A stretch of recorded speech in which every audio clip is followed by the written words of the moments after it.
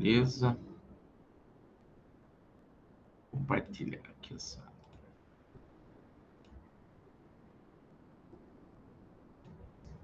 Muito bom.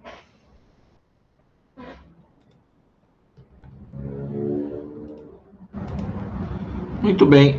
Só me responde uma coisa. Vocês estão vendo a telinha do PowerPoint aí? Revisão? Sim. Beleza, então. Como eu falei para vocês, vou começar primeiro lá. Nós vamos começar lá em probabilidade binomial e vamos avançando.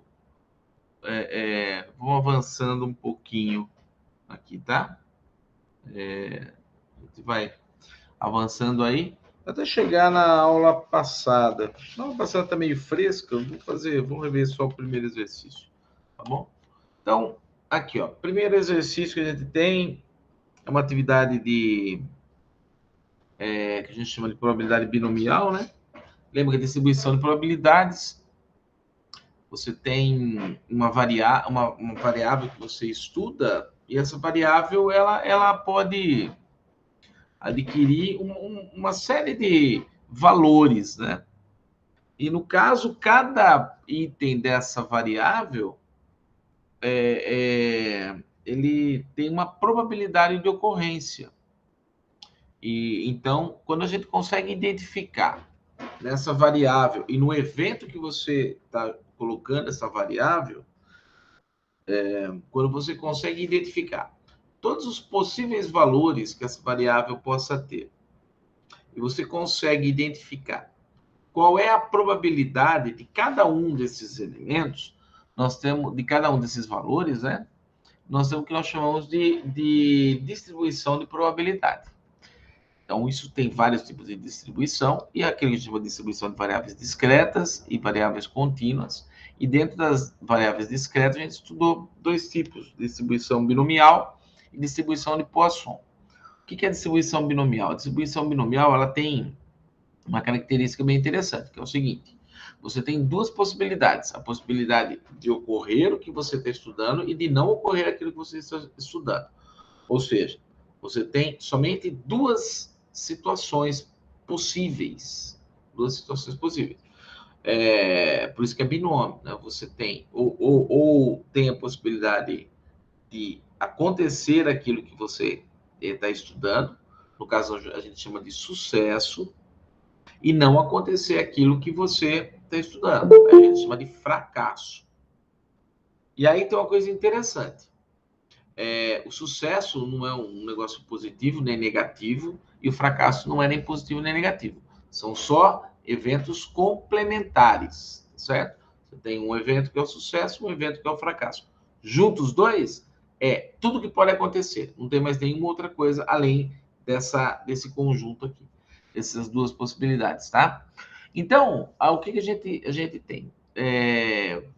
Você identifica, então, essas duas situações, e geralmente a pergunta é o seguinte: dentro de um número N de repetições, sabendo que a probabilidade de sucesso é tal, aí, e o complemento, né, a probabilidade do fracasso é 100% menos essa probabilidade de sucesso, então, num evento, por exemplo, com número de repetições igual a N, né? N repetições. Qual é a probabilidade que ocorra X ou que ocorra K sucessos? Tudo bem? Então, a ideia inicial da probabilidade binomial é essa. E a gente costuma, então, vamos dar uma olhadinha na formulinha aqui. E a gente tem o seguinte, então. Deixa eu só colocar uma corzinha azul aqui para distinguir um pouco. Nossa, coçando meu olho aqui. Então é o seguinte, ó, numa quantidade N de eventos, nós queremos K sucessos, sabendo que P é a probabilidade do sucesso e Q é a probabilidade do fracasso. Essa daqui é a formulinha do cálculo da probabilidade binomial para esse caso. Então, o que é interessante? A gente identificar quem é P, quem é Q, e a partir disso, ler os probleminhas e tentar resolver. Bom, então, nesse caso, ó, em um grupo de alunos, A probabilidade de ocorrência de uma pessoa canhota, que se escrever com a mão esquerda, é de 40%. Então, a probabilidade de sucesso, lembra que sucesso aqui é a pessoa escrever com a mão esquerda. Fracasso, então, seria escrever com a mão direita. Você vê que não tem nada a ver. Ah, é bom ou é ruim, né? Ah, não é, é melhor escrever com a esquerda do que escrever com a direita. Não é essa a questão. Fracasso e sucesso, eu falei, tem a ver com aquilo que você está estudando. Beleza? Então, assim, ó, sucesso 40%, só tem duas possibilidades, né? Ou escreve como esquerda, ou escreve como direita, né? Aí os engraçadinhos falam, professor, você não escrever, não, a questão não é essa, é algo assim, ou é destro ou ele é canhoto, né? Se ele não escreve com nenhuma das mãos, paciência, né? Mas se você pegar, ele tem algum lado que é predominante, é disso que se trata, tá certo? Então, muito bem. Aí a pergunta é a seguinte: qual a probabilidade de quê? O item A. O item A é um exemplo clássico de probabilidade binomial. Tá? Entre 10 alunos, ou seja, você realizando 10 experimentos, né, você testando isso 10 vezes, qual a probabilidade de que 4 sejam canhotos? Então, nós queremos saber, e dentro de um evento com 10 repetições, qual a probabilidade de que a gente encontre K4 sucessos. Por quê? Porque se a gente chamou de ser canhoto sucesso, então aqui, como é ser canhoto, a gente quer saber qual a probabilidade de existirem dentro de 10, 4 canhotos, então em 10 vezes 10 repetições, ou num conjunto, né, de 10 momentos que você realiza esse experimento, qual a probabilidade que nesses 10 experimentos que você faça, nessas 10 repetições, você tenha 4 sucessos. É isso que é probabilidade binomial. E como que a gente escreve? A gente escreve assim, ó, probabilidade de x ser igual a 4 vai ser essa formulinha aqui, ó. De que maneira? Repetições fatorial, 10 fatorial, dividido por 4 fatorial. Aqui, ó, n menos k, 10 menos 4. Então, vezes 6 fatorial. Vezes probabilidade do sucesso elevado ao número de repetições do sucesso, vezes a probabilidade do fracasso, vezes a quantidade de fracasso. Olha que interessante, né? Se você tem em 10 experimentos, se você tem 4 sucessos, é porque você vai ter 10 fracassos. Lembrando que 10 fatorial é 10 vezes 9, vezes 8, vezes 4, vezes 5, vezes 6 e assim por diante. Tá joia? Então, fazendo essa continha aqui, é lógico, 10 fatorial dividido 4 fatorial, né? O resultado se divide por 6 fatorial, vezes 0,4 elevado à quarta, vezes 0,6 elevado à sexta. Feito isso, você chega à conclusão que nessas condições, quando você tem 10 experimentos, a probabilidade de você obter 4 resultados satisfatórios, ou 4 sucessos, vai ser de 0,2508, e que se você quiser, você consegue transformar em porcentagem, 25,08%. Tudo bem? Fácil, né? Só aplicar a formulinha aqui. E entender o problema, claro. Aí tem uma coisa interessante. A probabilidade binomial, ela é tabelada. Na verdade, dentro da estatística, como é uma ciência que tem um certo tempo, né, de vida, já um pouquinho antiga, onde não existia o domínio de computadores, essas coisas todas.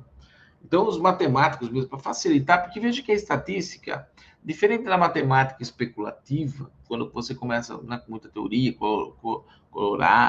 corolários e teses, hipóteses, coisas tal. Diferente disso, a estatística ela é uma ciência muito aplicada, muito aplicada. E as pessoas sempre precisariam de ferramentas práticas para isso. Imagina no universo, num mundo onde não existia calculadora, como que você vai ficar fazendo essas continhas aí de 10 fatorial, 10 vezes 9 vezes 8 vezes 7, dividido por 4 vezes 3, dividido por 6, vezes 5, vezes 4, vezes 6, quer dizer, é um trampo, né? 0,4 a quarta, né? 0,4 vezes 0,4 vezes 0,4 vezes 0,4, 0,6 a sexta, 0,6 e tal. Então, veja que dentro da estatística, por ter essa ideia, essa questão, esse conceito de praticidade na ciência, né? Nessa ciência, a gente tem muitas tabelas que facilitam o nosso trabalho. E cada maneira de pensar, você sempre tem essas ferramentinhas que acabam nos ajudando. E a probabilidade binomial, ela tem essa vantagem. Por exemplo, eu peguei um pedaço da tabela, tá? As tabelas de probabilidade binomial, elas se relacionam especificamente aqui, ó, com o número de repetições, né? Aqui é o número de repetições. Então, você escolhe a tabela com o número de repetições que você vai utilizar. Nesse caso, eu escolhi o recorte de 10 repetições, tá? E aqui ele faz uma relação entre a probabilidade de sucesso, né? Probabilidade de sucesso, e todas as possíveis ocorrências da variável. Tá vendo? Por exemplo, se você repete seu experimento 10 vezes, quais são o que pode acontecer com relação ao sucesso? Por exemplo, você pode não ter nenhum sucesso, zero. Você repetiu 10 vezes o experimento e as 10 vezes deu o contrário do que você esperava. É possível? Claro que é. Ou então, só um sucesso em 10. Ou então, 2 sucessos. Ou então, 3. Ou então, 4. Ou então, 5. Ou então, 6. Até o máximo que é 10. Em 10 repetições, teve 10 sucessos, tá bom. Para por aí, porque não tem que ter 11 sucessos. Certo? Então, a questão é a seguinte.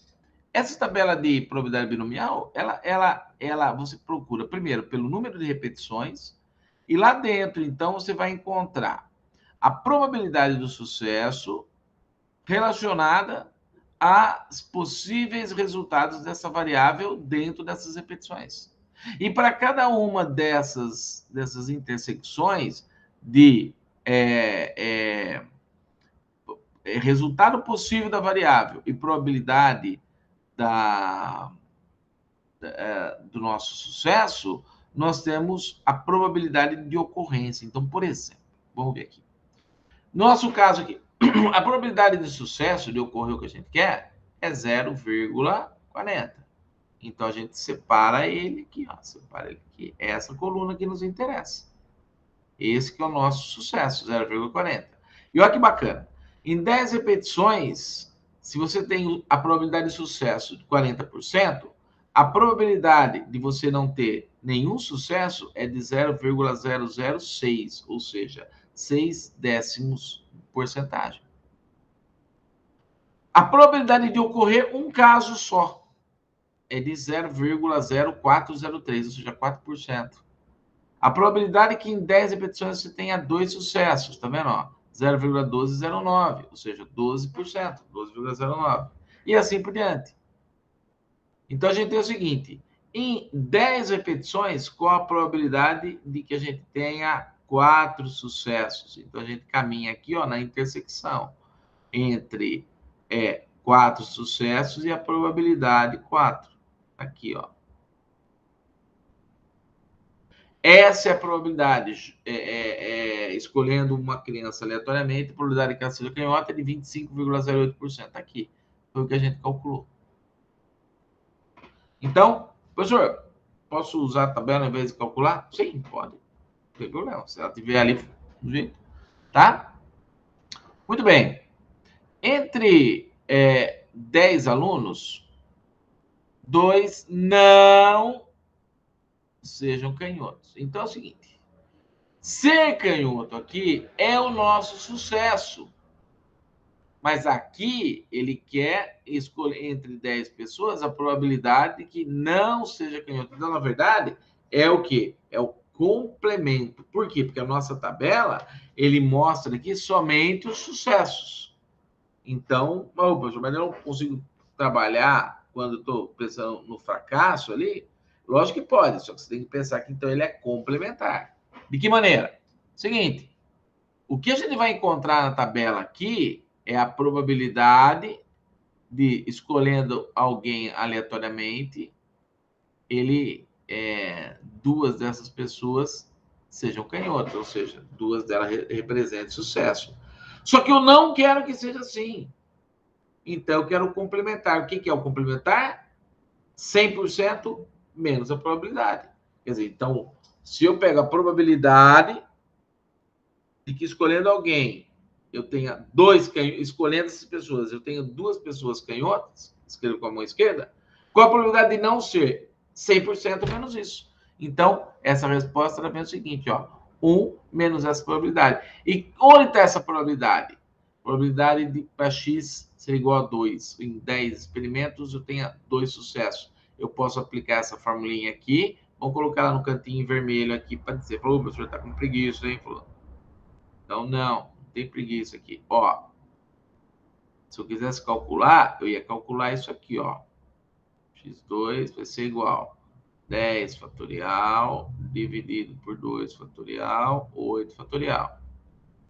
Vezes sucesso elevado a 2, porque são dois sucessos que a gente quer. 0,6 elevado a 8. Calcula isso. Se você calcular aí, você vai ver que vai dar o seguinte, 0,8791. Fácil, só olhar aqui, né? Ó, duas repetições, né? Duas repetições. Opa, onde que tá aqui? Perdão, peraí. Deixa eu só voltar aqui. Bobagem aqui. Se você calcular isso aqui, peraí. Você calcular aqui, ó, em 10 repetições, 2, tá aqui, ó. Você vai, a probabilidade de que dentro dessas 10 pessoas, duas só escrevam com a mão esquerda, é de 0,1209, ou seja, 12,09%. Mas é essa a resposta? Não, porque a tabela, ela mostra a quantidade de sucessos. Eu quero o seguinte, que é a probabilidade de que não tenha esse sucesso. Então, qual que vai ser? O 1 ou 100% menos 0,1209. Que aqui vai ser o quê? Vamos fazer aqui. Dá para colocar direto aqui, né? Vai ser o 0,8791. Que em porcentagem é 87,91%. Tá? Por que isso? Porque é o seguinte, a pergunta é, entre 10, 2 não sejam canhotos, né? 2 não sejam canhotos. Né? Eu posso escolher que eu não tenha 2 canhotos aqui. Essa é uma maneira de a gente pensar aí, tá bom? Então, essa é uma forma de a gente pensar. Eu tenho 87% de escolher alguém, você tem, por exemplo, 8 canhotos, ou 7, que eu não tenha 2 canhotos. Tá? Na verdade, a questão seria essa, né? Que não tenham 2 pessoas canhotas. E se não tiver ninguém? Se não tiver ninguém, vale, né? Porque não são 2. Se tiver um só, vale, porque não são 2. Entenderam? É que eu não tenha 2 pessoas canhotas ali, tá? Então, eu complemento. Eu calculei, a tabela dá pra gente. A probabilidade de que 2 sejam canhotos, eu falo, não, que 2 não sejam canhotos. Que eu não tenho essa possibilidade. Pode ter 8, pode ter os 10 canhotos, mas que não tenha apenas 2 ali canhotos, tá? Então, veja que aí, primeiro a gente fez o cálculo da probabilidade da ocorrência do fracasso, da ocorrência do sucesso, aí da não ocorrência do sucesso, que a gente quer, e o terceiro é interessante, é o seguinte, entre os 10, pelo menos 8. O que é pelo menos 8? Pelo menos 8 significa o seguinte, se você tem 10 pessoas ali, pelo menos 8 significa, ó, tem 8 pessoas que são canhotas. Então, 8 sucessos. Beleza. Pelo menos 8. E se forem 9? 9 canhotos. Satisfez a nossa questão? Satisfez. Por quê? Porque é pelo menos 8. Se tem 9, é mais de 8. Entendeu? Ah, se os 10 forem canhotos. Beleza. Melhor ainda, porque é pelo menos 8. Se é pelo menos 8, então eu tenho 10. Certo? Como que seria essa probabilidade aqui? Seria ou 8, ou 9, ou 10. Então, é a probabilidade de que dentro desse esqueminha eu tenha 8 pessoas, ou dentro dessas 10 repetições eu tenha 9, ou, lembra, quando é ou é mais, né? Dentro dessas possibilidades eu tenha 10. E aí fica fácil. Por quê? Porque se você olhar aqui, ó, se você olhar para a nossa coluninha, eu tenho todas as probabilidades, né? A de 8, de 9 e de 10. Então, a probabilidade de 8, 9 e 10, essa sominha aqui, ó, já está feito. Mas eu posso fazer a formulinha para cada um deles. Daí, se fizer, você pode ser feliz, porque você vai perceber que vai dar exatamente esses valores que nós já estamos colocando aqui.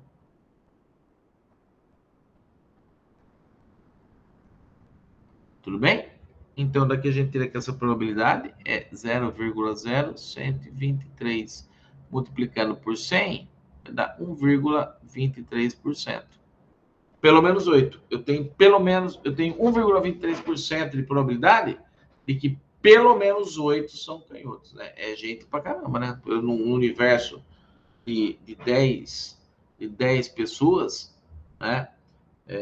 Pelo menos 8 canhotos é bastante, né? Tem que ter muita gente, né? Então a probabilidade de que isso ocorra é uma probabilidade baixa, né? Probabilidade baixa.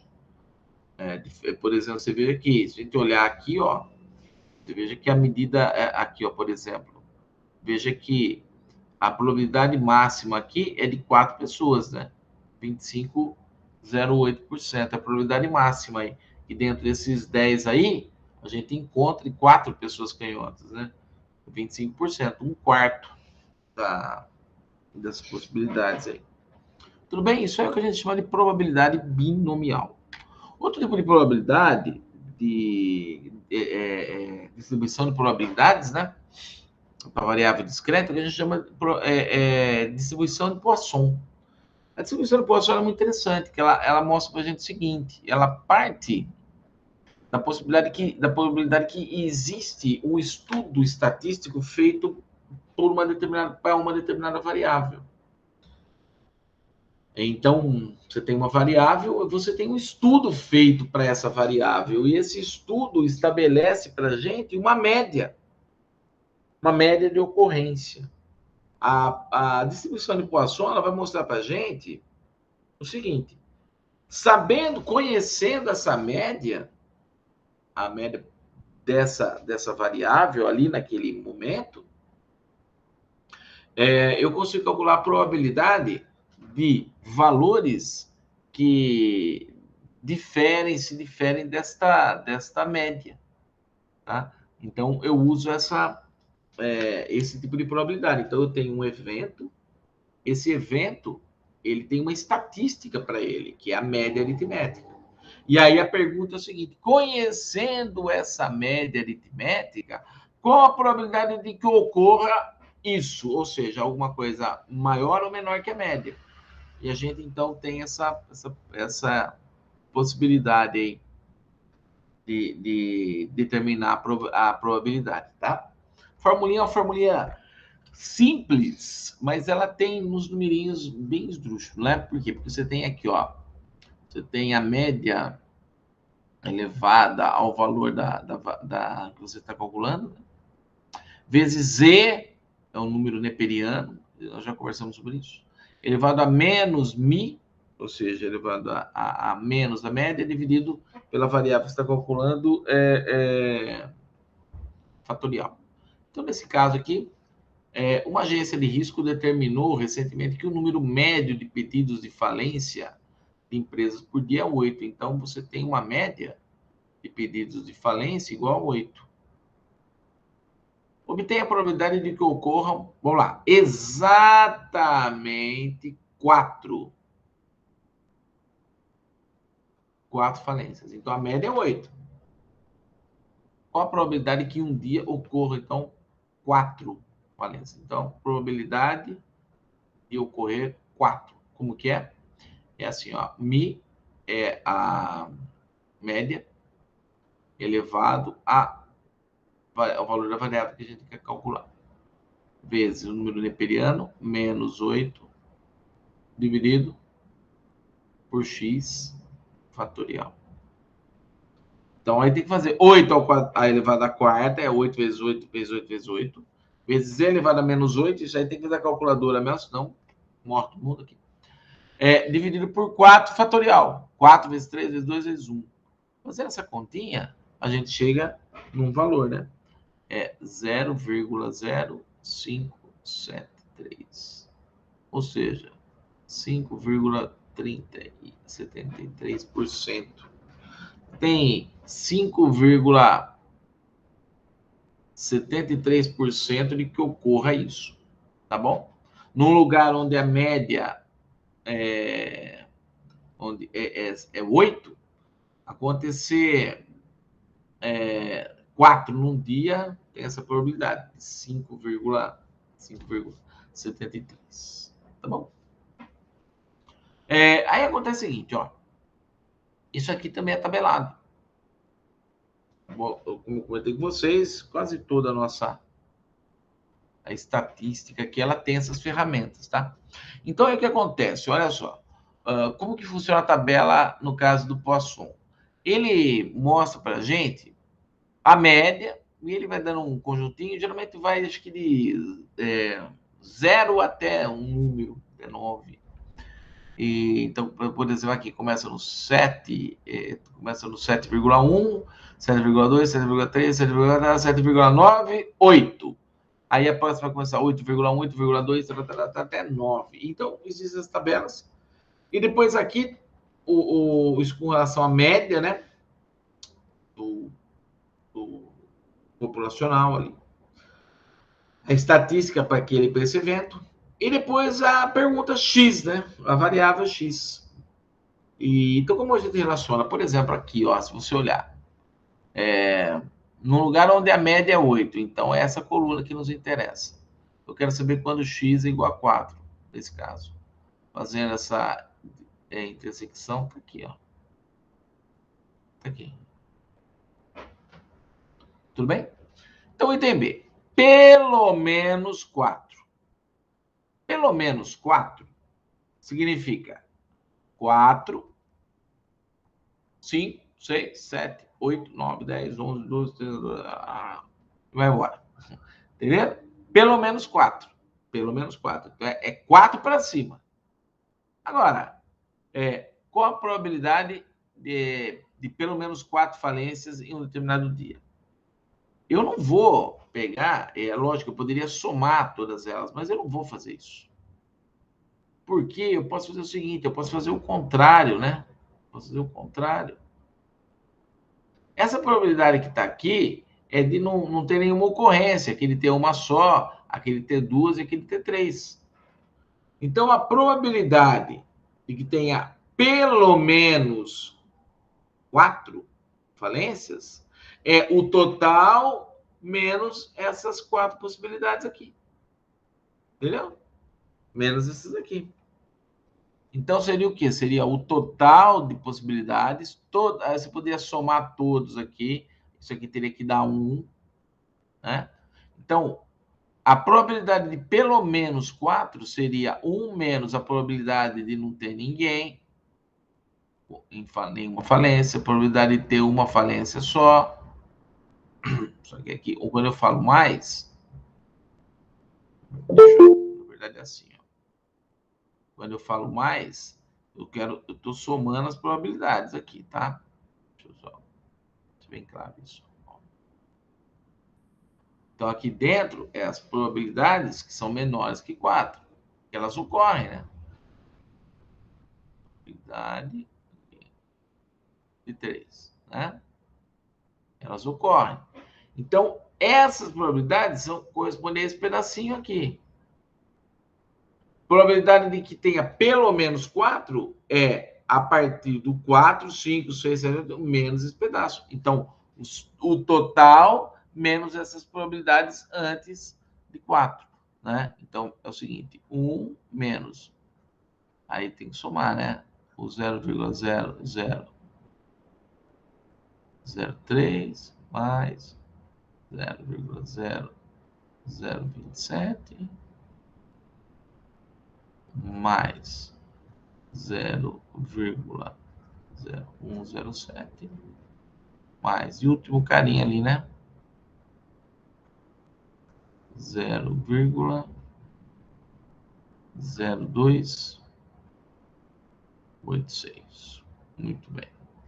Então, se você somar tudo isso e tirar 1, né, 1 menos isso, vai dar 0,9577.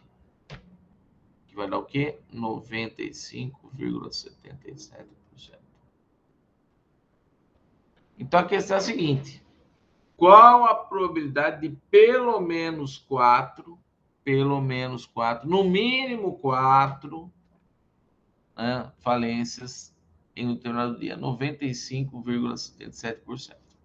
Essa é a probabilidade. Então, você tem uma grande chance de que tenha mais que 4 falências no dia.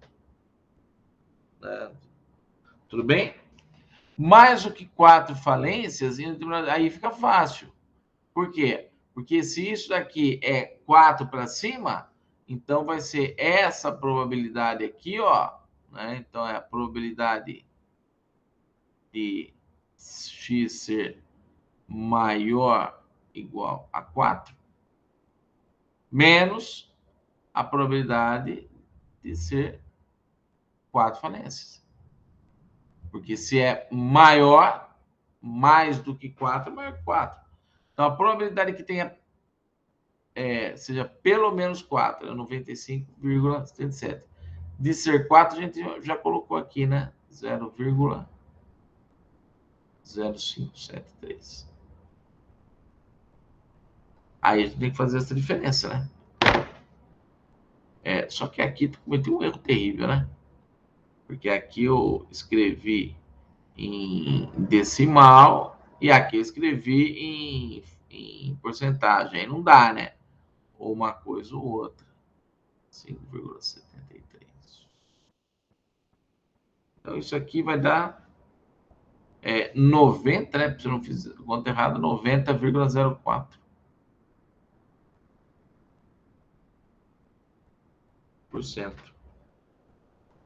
No máximo 4 falências. O que é no máximo 4 falências? É essas daqui que a gente já somou, aqui, ó, mais 4.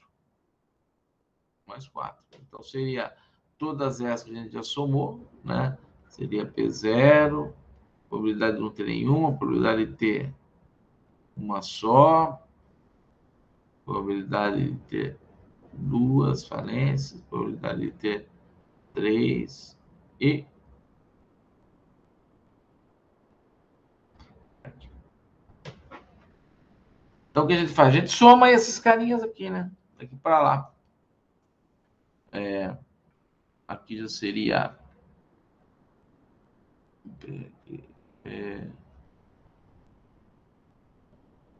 Só minha tem jeito.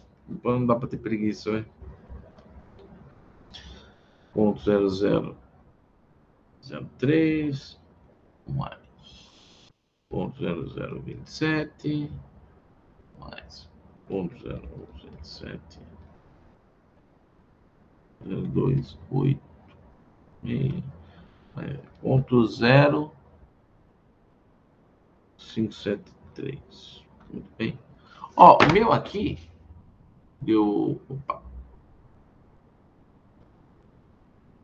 O meu aqui deu 0,0996, que é 9,96%. né? Agora, olha que bacana. Olha esses dois itens. Era só fazer um menos isso, né? Porque, ó, mais do que 4 falências, no máximo 4. O que é mais? De 5 para cima, beleza? Então, todas as probabilidades, 90%. Agora, no máximo 4 seria nenhuma, T1, T2, ou 3, ou 4. 9 e 96. Veja que são complementares. Se você somar as duas, vai dar 100%.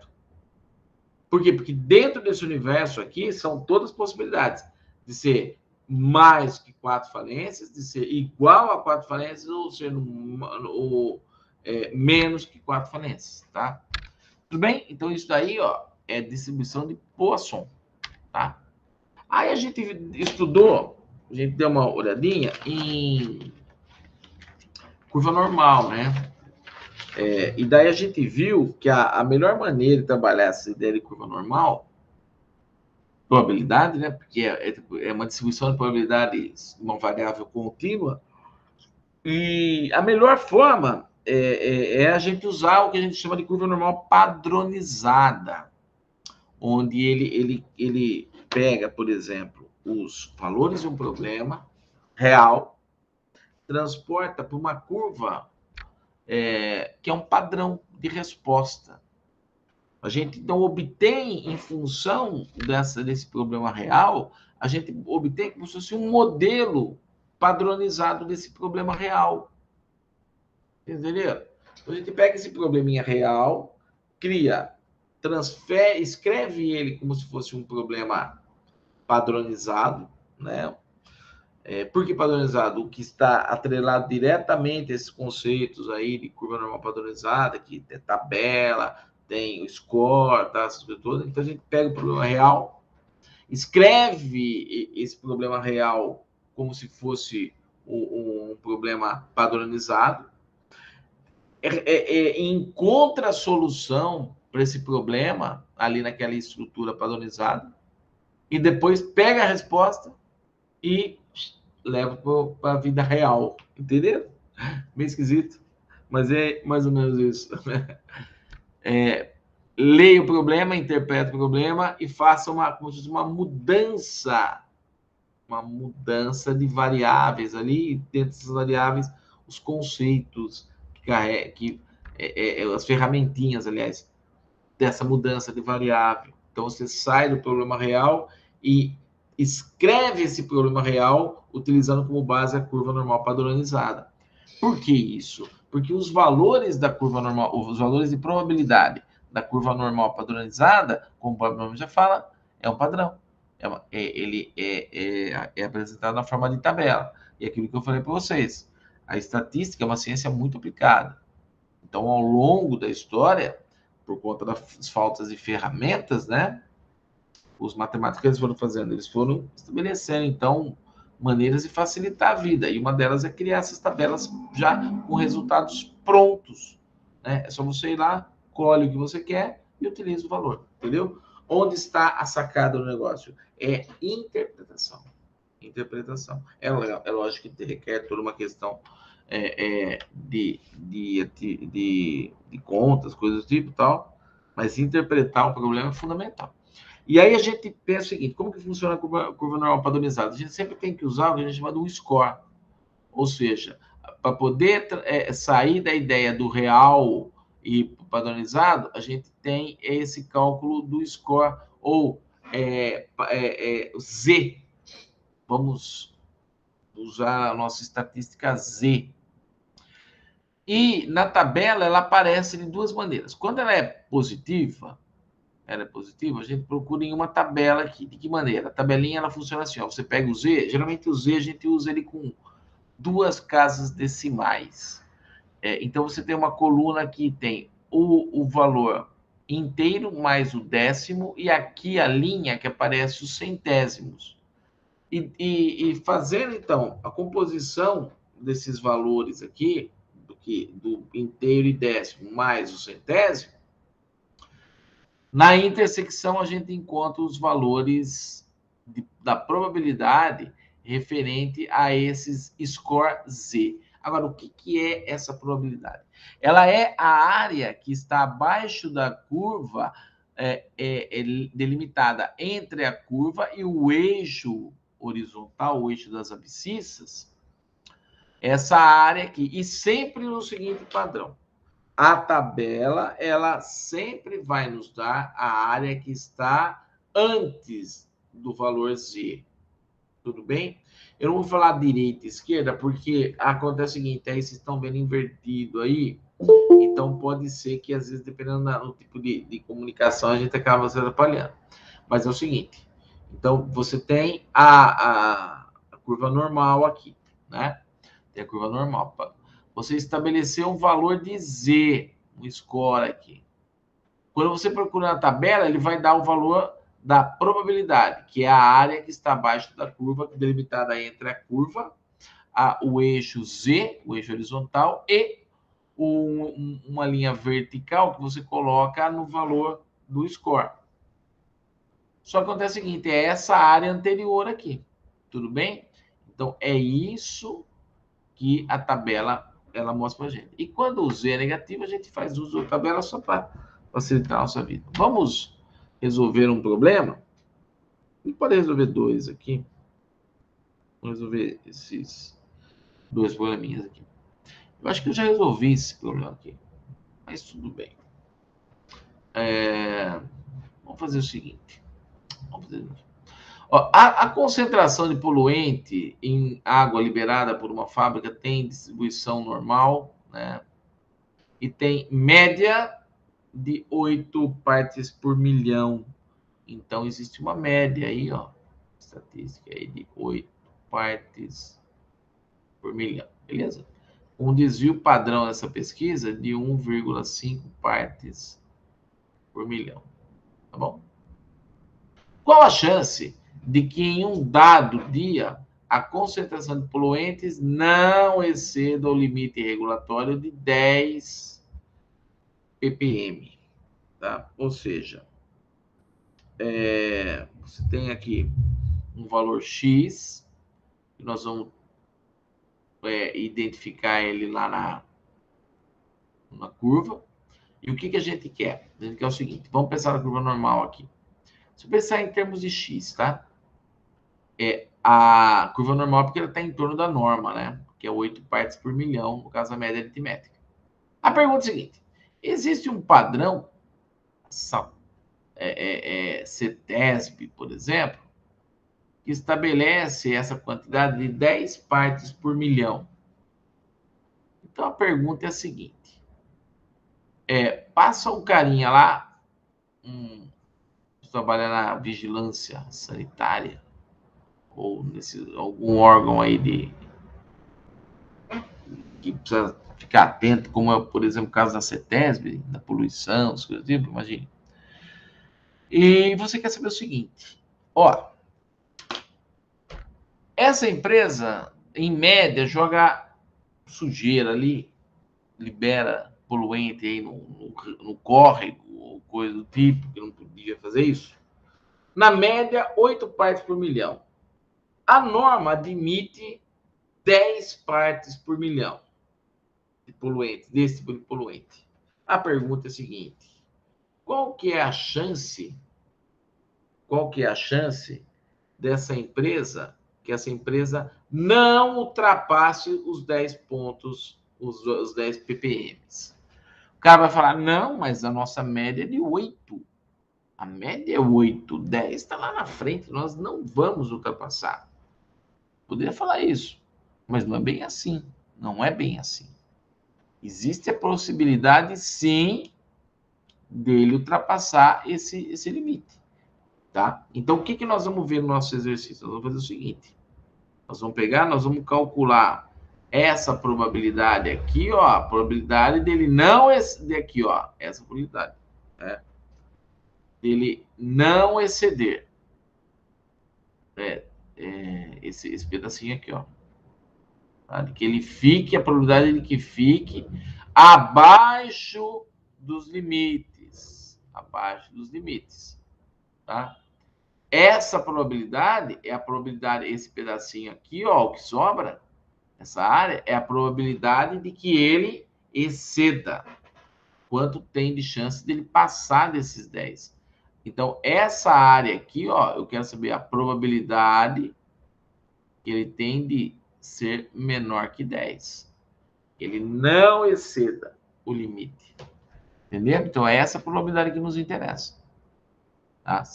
O cara fala, não, mas é 8, não vai exceder. Tudo bem. Então, vamos ver pelos levantamentos que a gente tem, se tem chance mesmo, ou se a chance é quase zero de você passar lá.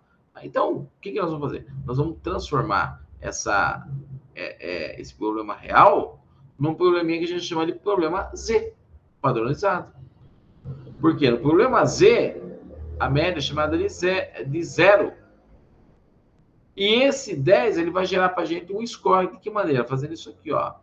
Z é igual a média, é igual, na verdade,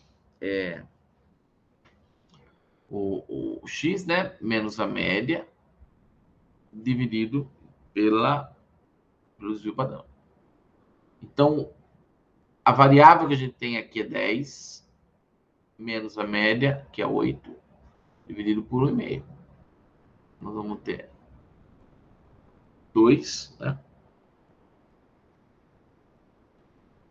Dividido por 1,5. Então, esse z aqui, ó, ele vai ser 1,333 dízimo periódico, tá? Vamos fazer o seguinte, vamos adotar 1,33. Então, eu vou descobrir o seguinte, quem é esse z? Aqui. Tá, aliás, esse z é 1,33. Como eu sei qual é o valor do z, o que eu faço?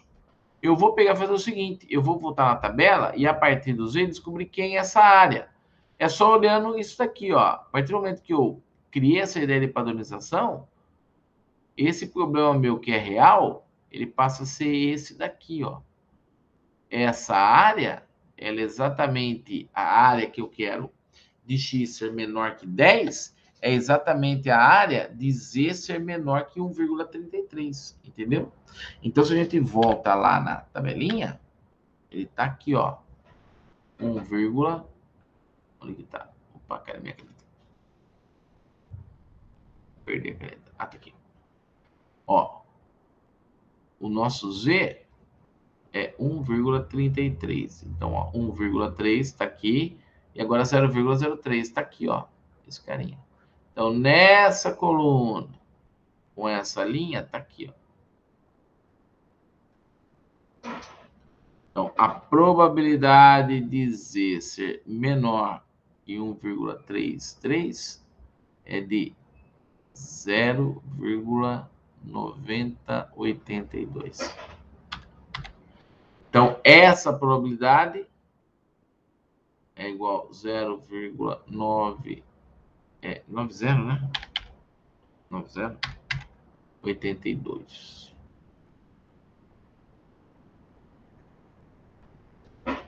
Então é o seguinte, esse 0,9082 é a probabilidade de z ser menor que 1,33, tá?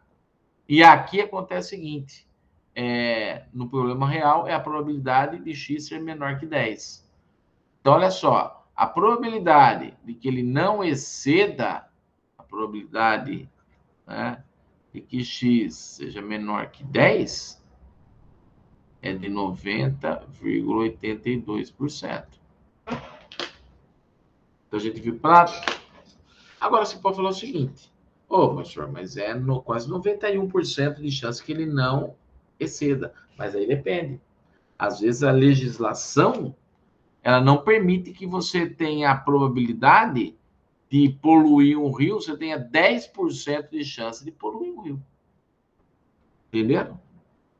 Então, apesar do cara falar, não tem nada a ver. Lá é 10 só, a minha é 8. Na média, eu jogo 8 lá. Não é 10, não. Ao mesmo passo que aqui, ó, você tem 90% de chance que ele não ultrapasse o limite, mas você tem aqui, né, 100 menos 90,82. Tem 9,18% de chance que ele ultrapasse o limite permitido, né? Que x seja maior que 10. Tem quase 10% de chance que o cara vai ficar jogando poluentes no rio acima. Não é que ele não está jogando, ele está jogando, né? Mas esse 10% é de chance que ele jogue mais. Ô, professor, mas o que significa isso? Que estatisticamente, em cada 100 dias,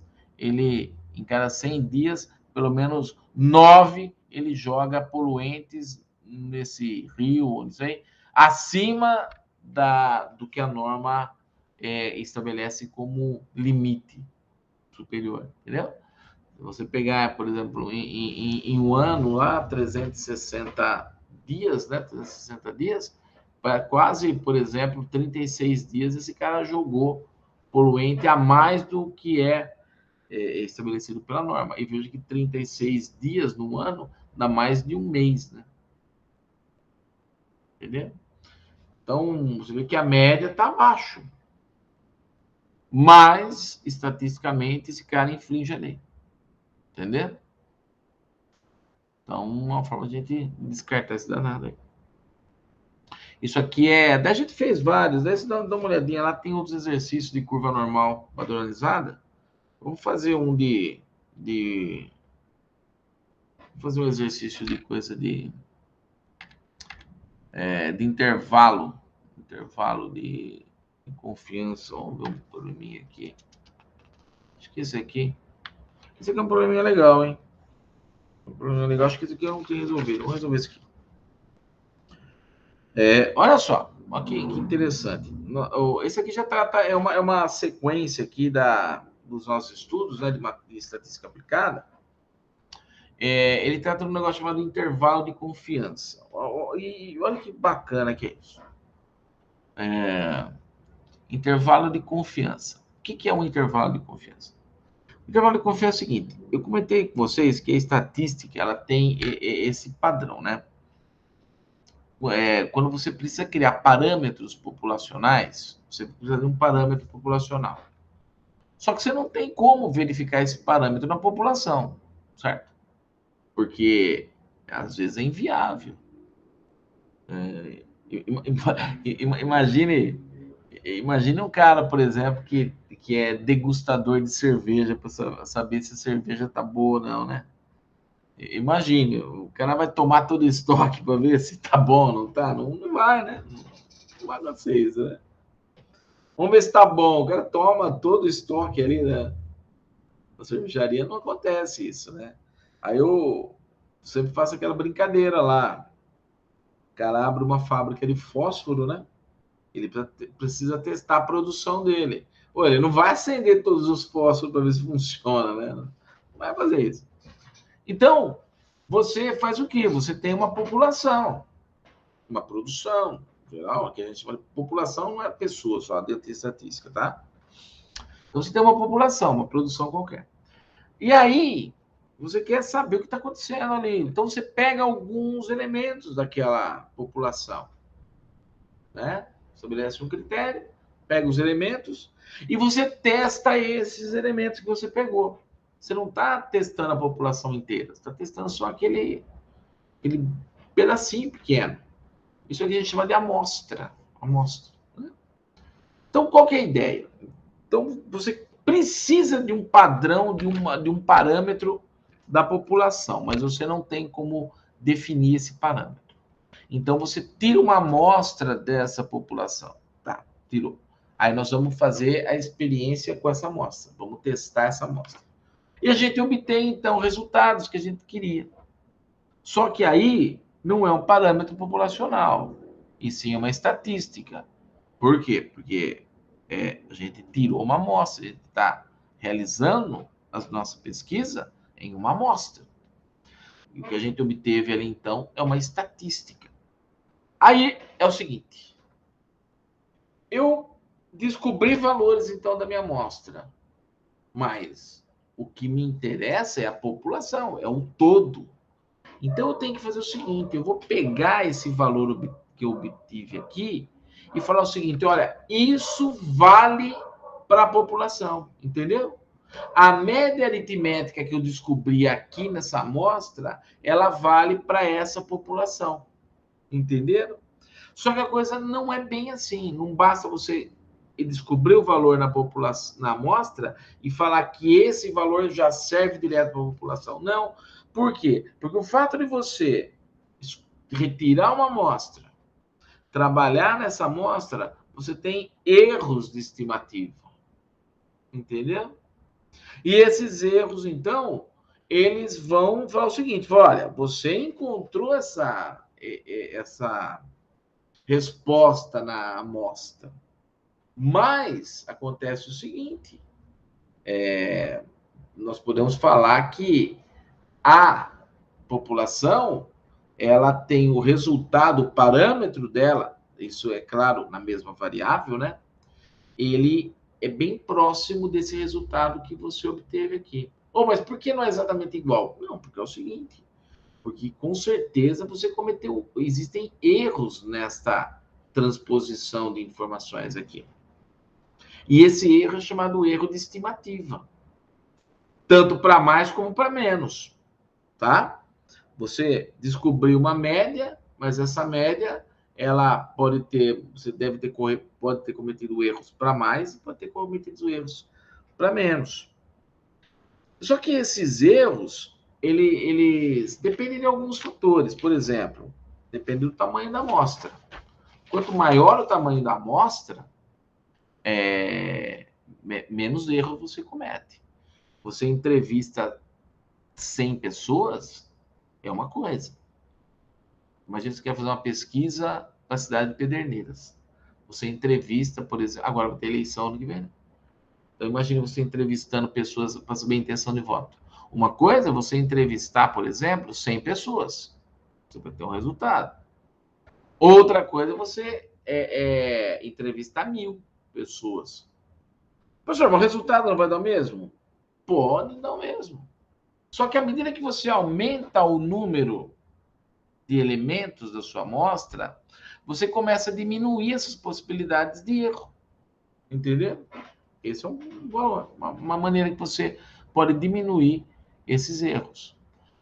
Uma outra coisa interessante é o seguinte: quanto maior a confiança que você quer dar para essa sua resposta, por exemplo, eu calculei a média na amostra e eu vou garantir para vocês com 99% de certeza, de confiança, que esse resultado ele corresponde ao parâmetro populacional. Então, eu coloco um grau de confiabilidade na minha resposta. Só que é o seguinte, quanto mais confiança eu quero que as pessoas tenham na minha resposta, com certeza maior a possibilidade de erro cometido. Entendeu? Quanto maior a confiança que eu quero para minha resposta, maior é o intervalo de possibilidades que eu tenho que oferecer. Por exemplo, eu tenho certeza, assim, 50, que eu acho que 50% aí do pessoal tem entre 20 e 22 anos, entendeu? Dos alunos da classe. Então, veja que eu dei uma confiança baixa e coloquei um intervalo baixo. Não, agora eu quero falar assim, não, eu vou falar para vocês que 99% dos alunos, 99% dos alunos tem entre 20 e 22. É complicado, né? Porque, mas vamos pensar do jeito. 99% dos alunos que estão assistindo essa aula tem entre 17 e 30. Com certeza eu acertei. Entendeu? 99%. Pode ser que um que não tenha. Entre 17 e 30, tá vendo? Eu aumentei a probabilidade que eu quero dar de confiança para a minha resposta, e para garantir isso, o que eu faço? Eu estico o intervalo de possibilidades. Vou fazendo todo mundo caber aqui dentro, para dar os meus 99%. Então, quanto maior a confiança que a gente tem, maior o erro que a gente pode cometer. Tá? Então, quanto maior o número de elementos, menor o erro. Quanto maior a confiança, maior o erro. Mais elementos, menos erro. Mais confiança, mais erro. Só que tem um outro elemento.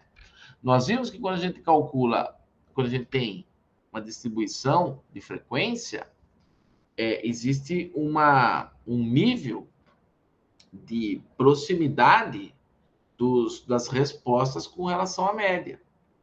Pode ser que essas respostas sejam muito dispersas, ou pode ser que elas estejam muito próximas da média. Quando na pesquisa que você faz, as respostas elas estão muito próximas da média, o erro é menor. Agora, se nossas respostas estão muito espalhadas com relação à média, essa representatividade da média é meio que comprometida. Aliás, a possibilidade de você cometer erros na hora de estabelecer uma estimativa é muito grande. Então, daí a gente tem o seguinte: define-se que o erro, que a gente chama de erro de estimativa,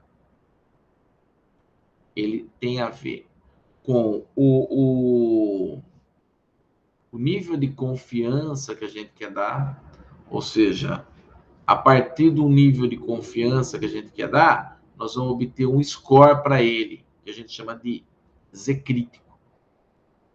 Então, quanto maior essa confiança, maior o Z crítico. Quanto maior o Z crítico, maior o erro. Também, quanto maior o desvio padrão, maior o erro. Só que isso é dividido pela raiz quadrada do número de elementos. Ou seja, à medida que o número de elementos aumenta, o erro diminui. Mas veja que ele está na raiz quadrada, né? Então, você precisa aumentar muito os elementos da sua amostra para que o erro comece a cair. Ele vai caindo, assim, de uma certa forma considerável, tá bom? E daí, como que funciona, então? A gente sai da nossa... Vamos colocar aqui, ó. Imagine que você tem uma população aqui e você quer descobrir a média aritmética para essa população. Você vai tirar uma amostra. Dessa amostra, a amostra cresceu, né? Ela inchou depois que eu tirei da população. Diminui aqui, que a amostra não ela continua o mesmo tamanho. Então, à medida que você tira a amostra, não. Você encontra uma estatística, uma média aqui, ó, x barra. Então, como que eu posso falar que esse x barra se relaciona com essa média aqui? Através do erro. Ou seja, essa média da amostra aqui é a população. E aqui é a amostra. Como que essa média aqui da população, da amostra, ela vai representar esse parâmetro populacional? Isso é uma estatística. Né? Como que uma estatística obtida na amostra vai delimitar o nosso parâmetro populacional. Ele vai mostrar onde está esse parâmetro da população, considerando o erro de estimativa. Tá? Considerando o erro de estimativa. De tal maneira que, quando a gente obtém, então, quando a gente obtém, então, a média aritmética, a nossa média populacional, ela está entre dois limites. A média da amostra menos o erro e a média da amostra mais o erro.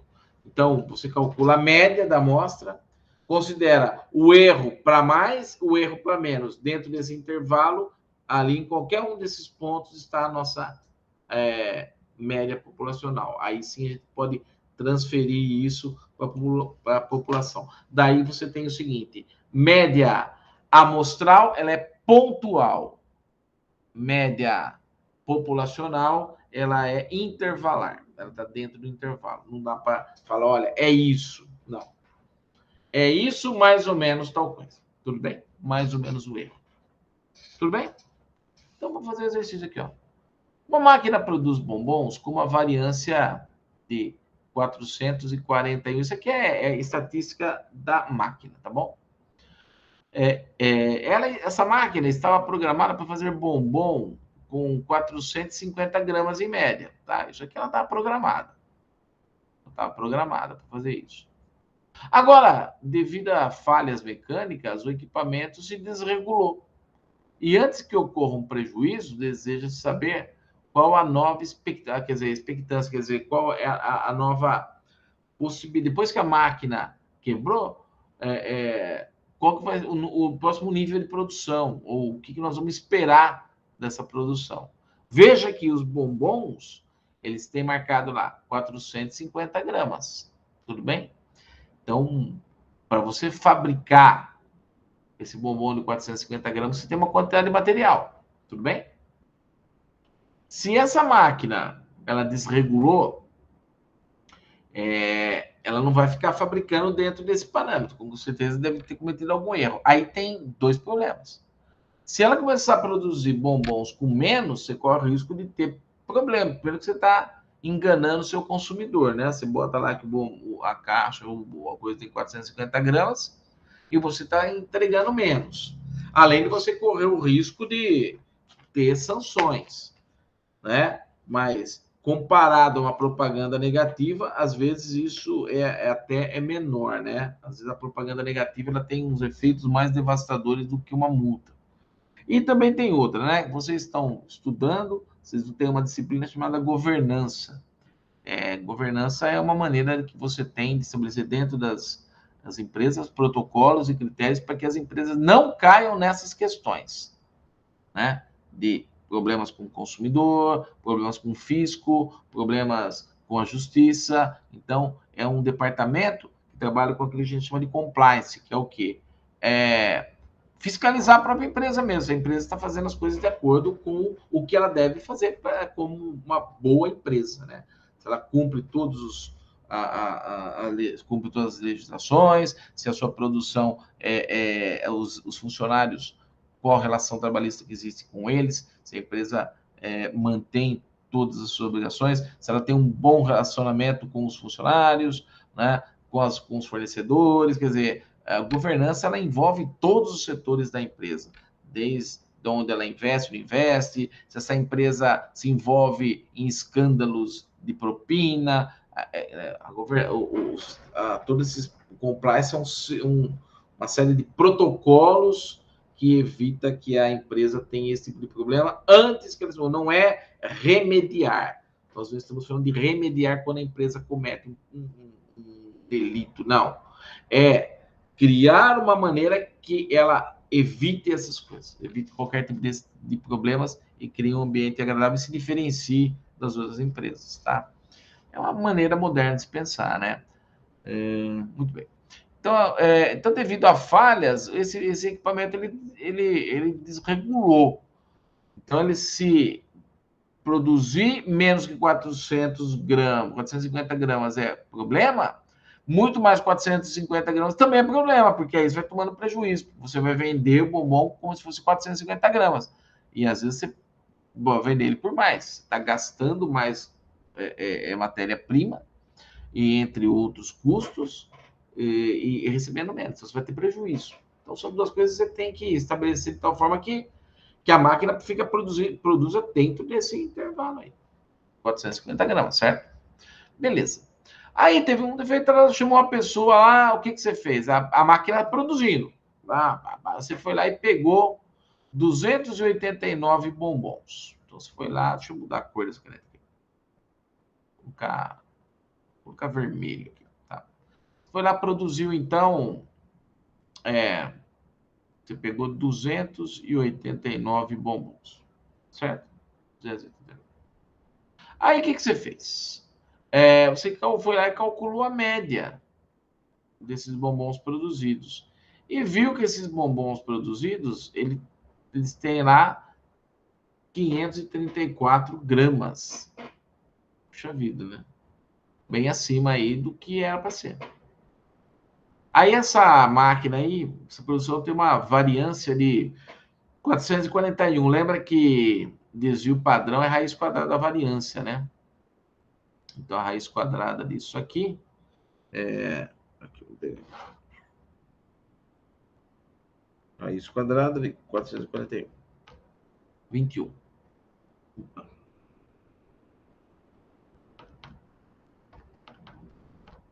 Beleza.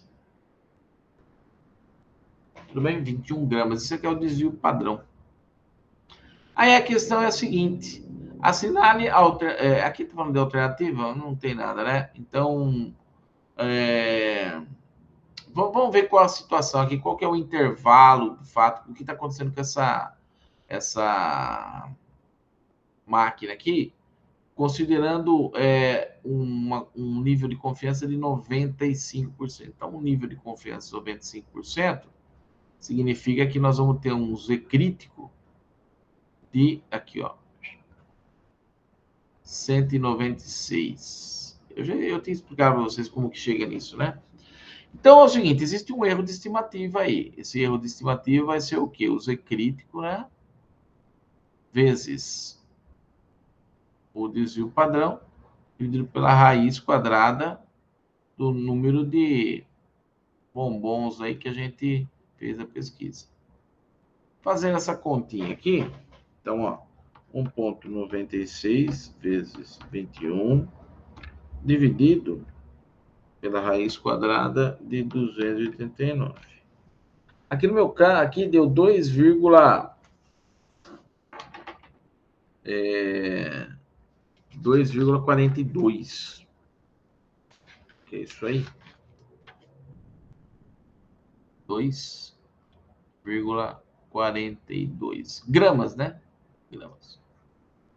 Então é o seguinte, ó, com esse nível de confiança, o que a gente pode falar é o seguinte, que em função dessa... Deixa eu mudar aqui. Em função desse defeito, a nossa máquina ela vai produzir, o intervalo que ela vai chegar é esse daqui, ó. Vamos colocar aqui, ó. O x menos e, que são os intervalos, né? X barra mais e. Quem que é a média? 534 menos 2,42 e o 534 mais 2,42. Então aqui 536,42, né? Tá aqui. E aqui vai dar 531,58. Veja que comparado às dimensões aqui, o nosso erro é bem pequeno, né? Então, essa produção, essa máquina, ela está produzindo bombons que tem, no mínimo, 531,58 gramas e, no máximo, 536,42 gramas. Então, veja que essa máquina, né, com 95% de confiança, ou seja, com 95% de chance de estarmos corretos, ela está produzindo dentro desse intervalo aqui, ó. Tá? De 531 até 536. Tá longe aqui dos 450. Né? Não vai acontecer aí, pouco provável, que ela sozinha vai produzir produtos aqui. 450 gramas. Melhor é mandar consertar mesmo, senão vai tomar prejuízo. Tá? Aí o que se faz? Você tem que pegar, manda regular de tal maneira que, nesse caso aqui, o que seria interessante? Seria interessante você regular de tal maneira essa máquina, aferir bem ela, de tal forma que quando você tirar uma amostra, vai ser uma amostra grande, o que aconteça? Esse desvio padrão aqui seja muito pequeno. Como que você vai conseguir que o desvio padrão seja pequeno? Aferindo bem a máquina de tal forma que os valores obtidos na pesquisa fiquem muito próximos da média. Porque lembra, desvio padrão, medida de dispersão. Isso, se você regula bem essa máquina, esses resultados vão ficar muito próximos à média que foi estabelecida. Eles ficando próximos da média, o erro é pequeno. Se o erro é pequeno, então esse intervalo aqui vai ser bem pequeno também. Então, imagine que você tem uma máquina aqui que ela não vai fazer exatamente 450 gramas. Não vai ter condições. Isso não vai acontecer em toda a produção. Tá? Se você estiver muito bem regulado. Todos os elementos ali que envolvem esse processo aí, muito bem definidos e colocados ali, né? Então, mas você pode estabelecer o seguinte, que ela produza entre 450, 452, 455, que é o que é aceitável aí dentro da produção, tá? Não mais que isso. Então, para isso, você precisa fazer uma boa regulagem dessa máquina, para você diminuir o desvio padrão. Mas se eu diminuir, professor, o nível de confiança, aí você está cometendo uma bobagem. Na verdade, o que nós temos que fazer é aumentar o nível de confiança. Nesse caso, porque tem a ver com a produção. Então, quanto maior a confiabilidade desse teste, menos risco de você estar tendo prejuízo. Tá? De sua empresa tendo prejuízo. Então, a ideia é aumentar o Z crítico. Você pode, na sua pesquisa, aumentar, ao invés de testar dos 300 bombons aqui, nem 300, teste 1000. Aumenta a sua grau de confiança para 99%. 100% não dá para fazer mesmo. 99%, aumenta muito o seu número de elementos e vamos fazer o seguinte, vai regulando a máquina de tal forma que o desvio padrão seja pequeno. Então, a questão da manutenção, ela vai interferir diretamente nos resultados aqui do desvio padrão. Então, a ideia é essa. Diminuindo o desvio padrão, você diminui o erro. Diminuindo o erro, diminui esse intervalo aqui de produção. Beleza? Então, é isso daí. É isso daí. Muito bem. Vamos dar uma olhadinha aqui, só para a gente terminar. 8h30. Teste de hipótese, né? Teste de hipótese. O teste de hipótese eu já expliquei na aula passada. Você tem uma situação, você quer testar aquela afirmação. E a gente usa, então, uma metodologia, né? A gente viu bastante, o vídeo tá lá, tá aí, tá disponível, da aula passada. Então, a gente vamos refazer o exercício 1, só para vocês lembrarem. Então, a pessoa afirma alguma coisa, você ou outra pessoa afirma e você quer testar se essa afirmação é correta ou não. Então, o que a gente faz? A gente coloca uma hipótese, uma outra hipótese. Então, a pessoa alega uma coisa, a gente coloca uma hipótese complementar a essa hipótese. Se ele fala, por exemplo, aqui eu produzo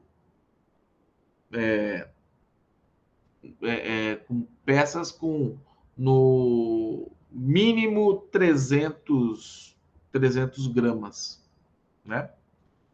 A nossa, no mínimo 300, então seria 300 ou mais. A gente, para testar essa hipótese, a gente coloca uma outra hipótese. Ele produz menos que 300, entendeu? Sempre a gente faz isso. Quando ele fala, não, exatamente eu tenho minha produção é de 5.000 parafusos por dia, um exemplo. 5.000 parafusos por dia. Então, você coloca produção diferente de 5.000. Sempre a sua hipótese ela é uma hipótese complementar. Tá? Não é do contra, né? É um complemento. Se ele fala que é menor, você fala igual e maior. Se ele fala que é igual, você fala que é diferente. Se ele fala que é diferente, você fala que é igual. Entendeu? Se ele fala que é menor, você fala que é maior igual. E assim por diante. Você cria uma outra hipótese complementar à situação. Aí o que a gente faz? A gente identifica o nível de significância, ou seja, a possibilidade de você rejeitar a hipótese que você quer testar. Então, na verdade, seria uma ideia do nível de confiabilidade, né? Você estabelece o nível de significância, seria o seguinte, ó, eu quero um nível de significância de 1%. Significa o seguinte, 99% de certeza. Então, 97,9% de certeza significa que eu tenho 1% de rejeitar uma das hipóteses, entendeu?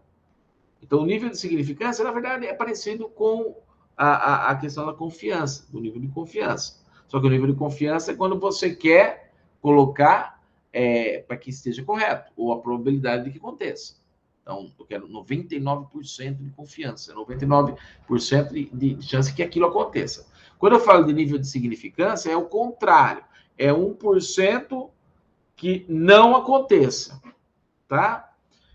Mas a ideia que está por trás é a mesma. E a gente usa também a tabela para fazer isso. Tá? Daí a gente identifica quem é essa significância e tal, estabelece ali dentro da curva normal e verifica que tipo de que tipo de teste nós temos que aplicar. Existem três, né? O monocaudal, quer dizer, quando você tem valores menores, né, da esquerda, então ele pode ser monocaudal à direita ou à esquerda, ou bicaudal, quando você tem o erro, as áreas de rejeição dos dois lados. Isso que eu estou falando, coisa que a gente viu na aula passada, tá legal? E daí a gente faz as estatísticas usando a nossa curva normal padronizada, e daí a gente identifica o seguinte, a partir do momento que a gente identifica, a gente cria as duas hipóteses, aquela que a pessoa deu e a nossa complementar, a gente estabelece quem é o que a gente chama de hipótese nula e hipótese alternativa. A hipótese nula é aquela que sempre aparece com um sinal de igual na expressão matemática, porque lembra, a gente lê o problema e faz a transposição para uma escrita matemática. Essas duas hipóteses que a gente cria, uma delas aparece o sinal de igual. Essa que aparece o sinal de igual, a gente considera como a hipótese nula. E é ela que nós vamos testar. Não importa se seja a alegação da pessoa ou a nossa alegação. Isso não tem importância inicialmente, né? A gente testa essa hipótese nula e se ela cair no que a gente chama de área de rejeição, a gente rejeita a hipótese nula e aceita a outra hipótese, a hipótese alternativa. Agora, se a hipótese nula ela não cai na área de rejeição, a gente aceita, não tem por que não aceitar a hipótese nula, tá? E é lógico que a gente usa algumas estatísticas aqui, e essa que nós estamos vendo, essa estatística aí, dizer que nós vamos entender. Vamos ler um probleminha? Então, é o seguinte, ó, vamos ler esse problema aqui, ó. Eu já fiz, foi o primeiro exercício que eu fiz na aula passada, só para a gente fazer e trocar uma ideia. Isso aqui eu vou fazer um pouco mais rapidinho, tá? Em um anúncio de pizzaria, uma pizzaria alega que o tempo médio de entrega é inferior a 30. Então, quer dizer, a pessoa coloca lá que o tempo de entrega dele, a média do tempo, é inferior a 30 minutos. Isso ele está alegando. É uma alegação da pessoa, tá? Do dono da pizzaria, tá certo? Então, ele alegou isso. É claro que, como hipótese, nós vamos criar a hipótese complementar. Se ele fala que o tempo é menor que 30, então a nossa hipótese vai ser o quê? Vai ser maior ou igual a 30. Ele está falando, não, lá a pizza é menos de 30 minutos. Então, o que nós vamos falar? Tá, ou você entrega em 30 ou você entrega em mais de 30. Daqui a gente criou as duas hipóteses. Só falando aqui, onde está a igualdade? Está nessa daqui. Então, essa é a hipótese nula. E essa, então, fica sendo a hipótese alternativa. E assim a gente monta, então, as duas hipóteses. Certo? Ele fala uma coisa, a gente estabelece o complementar. Onde cai o igual, é a hipótese nula. E a outra é a alternativa. Beleza, então. Aí, fala o seguinte. Numa seleção aleatória de 36, você pegou, testou lá, 36 entregas. 36 entregas. Aí você verificou o seguinte, você verificou que, na média, as pizzas deles são entregues em 28 minutos e meio. Aí você poderia falar, professor, mas eu fiz a pesquisa. Eu fiz a pesquisa e lá dá 28 minutos e meio. Será que na média? Mas a ideia não é essa. A ideia é testar a hipótese e ver se de fato a gente pode confiar nessa informação dele. Então a gente fez essa pesquisa. Descobriu a média e descobriu o desvio padrão dessa pesquisa. Lembra? Isso aqui a gente fez lá no comecinho da matéria, né? Faz a pesquisa, acha a média, acha o desvio. Aí, a gente faz o seguinte, vamos estabelecer um nível de confiança para a nossa pesquisa aqui, né? Para a nossa essa confrontação de hipótese aqui, para esse nosso teste. Vamos falar assim, ó, eu quero que essa minha pesquisa tenha 99% de confiança. Então, eu tenho 1% de nível de significância, quer dizer, 1% de possibilidade de não ser isso aí, né? De estar errado essa alegação, tá?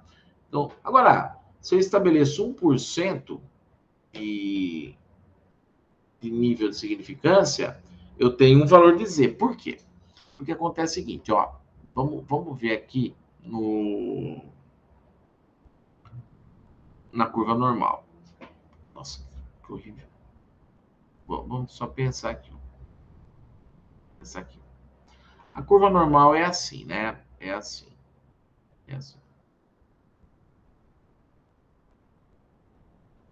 Eu tenho aqui eu vou estabelecer aqui o seguinte. A curva normal é essa. Eu vou fazer um teste de hipótese. Uma primeira coisa que eu vou fazer é estabelecer o que a gente chama de zona de rejeição. Zona de rejeição. O que é a zona de rejeição? É uma área que se a nossa hipótese zero cair nela, a gente tem que recusar isso e aceitar outra. Se a nossa hipótese cair não na área de rejeição, nós temos que aceitar essa hipótese e ignorar a outra. E como a gente define essa zona de rejeição? Primeiro, como a hipótese alternativa é menor, então a nossa zona de rejeição ou área de rejeição, ela está desse lado aqui, ó. É esse carinha aqui, ó. Essa é a nossa área de rejeição. Aqui, ó. Escrevi muito longe. Vou colocar aqui, eu apago. Essa é a nossa zona de rejeição ou área de rejeição. Mesma coisa. Área. Rejeição. Aqui, ó. Esse carinha. É aqui que tem a significância do 1%. É esse pedacinho aqui. Então, é claro que aqui existe um Z que delimita esse ponto. É o Z onde antes eu tenho 1% de probabilidade. E aonde eu vou encontrar isso? Lá na tabelinha. Aqui, ó. Onde a gente tem 0,0100, né? Qual é o valor de Z? Vamos procurar aqui, ó. Onde está esse Z? Aqui é zero, viu? 1%, que é 1%, né? Onde está isso aqui, ó? Vamos procurar. Ó, aqui, 0, olha, aqui, ó, tá vendo? Aqui é 0,099. No próximo ele já pula para 0,100. Ele está aqui no meio, ó. Esse carinha, o 0,0100. Está aqui. Qual é o valor de Z? Vamos ver, ó. O Z está aqui. E aqui no meio. Se aqui é 0,02 e aqui 0,03, esse carinha aqui quem é? É o 0,025. Então, o Z aqui, para 1%, é menos 2,3, 0,025. Tudo bem? Negativo aqui. Menos 2,325. Então, esse é o nosso limite aqui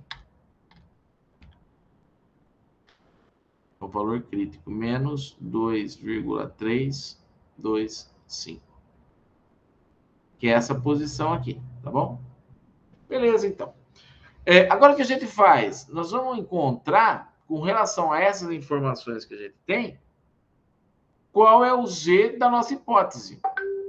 O Z da nossa hipótese. E como que a gente acha? Através dessa expressão. Ó. O Z ele vai ser o seguinte. Ele vai ser a média menos o valor... Opa!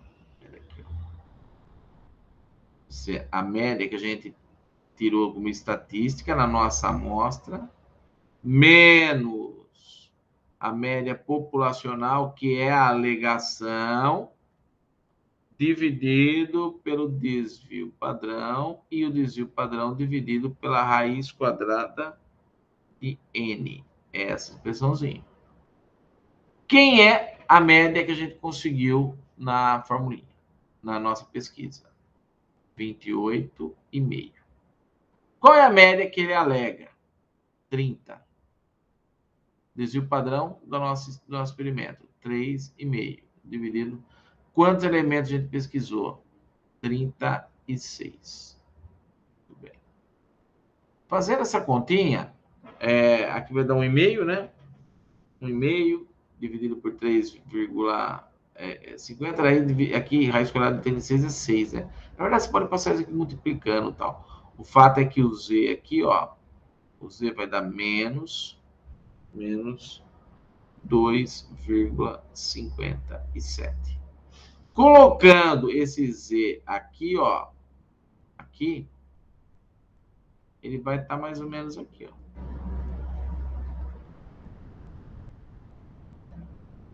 Ele vai estar antes. Então, essa afirmaçãozinha, ó, ele caiu na área de rejeição. Tá vendo? Esse era o limite. A área de rejeição é essa. A gente calculou o Z para essas informações, e a hora que a gente volta para a curva, o que acontece? O valor ele faz com que as nossas informações caiam na área de rejeição. Como caiu na área de rejeição, o que nós temos que fazer? Nós temos que fazer o seguinte, ó, rejeitar, nós temos que rejeitar a hipótese nula. Então, lembra assim, no teste de hipótese, a hipótese nula sempre é aquela que você que onde aparece o igual. O teste que a gente faz é para testar se a gente aceita ou rejeita a hipótese nula. Se a nossa estatística ela cair na zona de rejeição, a gente tem que rejeitar a hipótese nula. Se ela não cai, se ficasse aqui, se desse, por exemplo, menos 2,3, estaria aqui, estaria fora da rejeição. Fora da área de rejeição, a gente aceita a hipótese nula, entendeu? Mas nesse caso, como ela caiu na área de rejeição, a gente tem que rejeitar essa hipótese. Então, a gente rejeita essa daqui, ó, que é a hipótese nula. E como consequência, se a gente rejeita a hipótese nula, a gente aceita a outra. A outra hipótese que nós vamos aceitar, então, é a alegação, entendeu? Então, o que a gente pode falar o seguinte, com o nível de significância de 1%, nós podemos aceitar que a pizzaria entrega as suas pizzas, que o tempo de entrega dessa pizzaria é inferior a 30 minutos. Significa, o cara tá certo, entendeu? Estatisticamente, o cara tá certo. Ele consegue, de fato, entregar as pizzas dele em menos de 30 minutos. A gente testa essas hipóteses. A hipótese que era contrária à rejeição dele, que era a hipótese nula, ela caiu na área de rejeição. Então, a gente tem que rejeitar a hipótese nula. Rejeitando a hipótese nula, tem que aceitar a outra. Aceitou a outra, a gente afirma, ó, com 1% de nível de significância, ou seja, com 1% de possibilidade aí de erro, né? Nós podemos afirmar que, de fato, o tempo médio de entrega dessa pizza é menor que 30 minutos. Eles entregam as pizzas em menos de 30 minutos. Tudo bem? Isso daí é claro, a pizza, né? Mas você poderia fazer teste de viabilidades de projetos e utilizar isso em outro, dentro de produção, testar se de fato aquela máquina está produzindo aquilo, ou se um fornecedor fala, olha, esse produto, ele de fato ele tem tanto desses elementos de lubrificante ou não, enfim, uma infinidade, né? Uma variável, na verdade, uma variável que você quer estudar. A pessoa alega uma coisa para você, você recebe isso aqui na sua empresa, você quer testar tal, faça um levantamento, uma pesquisa ali, né? Tira uma amostra, média, um desvio padrão, que a gente sabe calcular, e testa as hipóteses. Vê se de fato o que o cara está falando está certo, se tem sentido isso, né? Dentro de uma possibilidade. Ô, professor, mas deu errado. Sim, deu errado porque você tem 1% de chance de errar. É possível. Ô, professor, colocar zero, não dá, não tem. Não existe, não é mãe de nada. Não tem essa possibilidade aí. O que a gente pode fazer é ir diminuindo, entendeu? 0,5%, 0,0 tal por cento. Tal. Exame de DNA, que não fala, não, é batata, não. Se você procurar lá, probabilidade é de 99,9999, não é 100%. Não existe isso. Tá? Não, nós não estamos falando de feitiçaria de macumba, né? Estamos falando de matemática. Beleza? Pessoal, era isso daí.